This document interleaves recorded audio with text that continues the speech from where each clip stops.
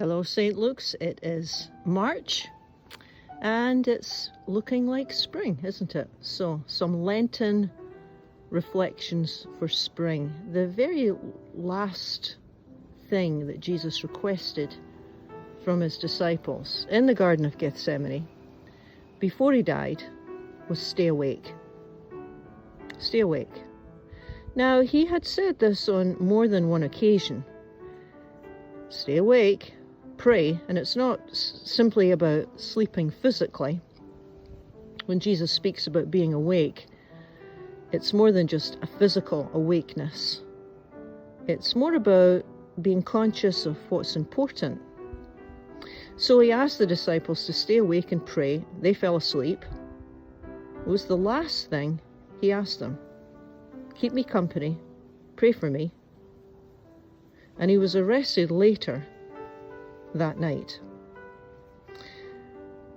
The disciples had wrong priorities.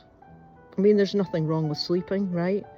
But there is something wrong with it if it's the last night that you have with Jesus and he asks for your company and your prayers and your strength.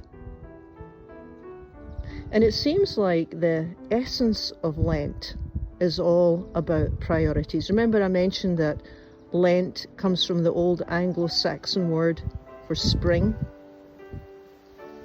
So Lent is like a springtime of the soul. And the idea is that it brings new life to us, new growth, a blossoming of sorts. I've noticed that now that I'm taking videos daily, I've become much more attuned to nature. I'm noticing details I've never seen before, like tiny, tiny yellow flowers on trees. I never noticed that before. In a way, I was asleep to these tiny flowers of spring because I was thinking about other things. I was busy in my mind thinking about other things. And it seems like Lent is a time to notice what we are asleep to, or what we've been asleep to. You know, maybe I need to begin something new and push back lethargy.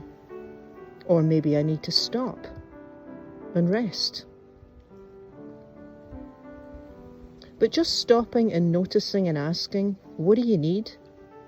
What do you need?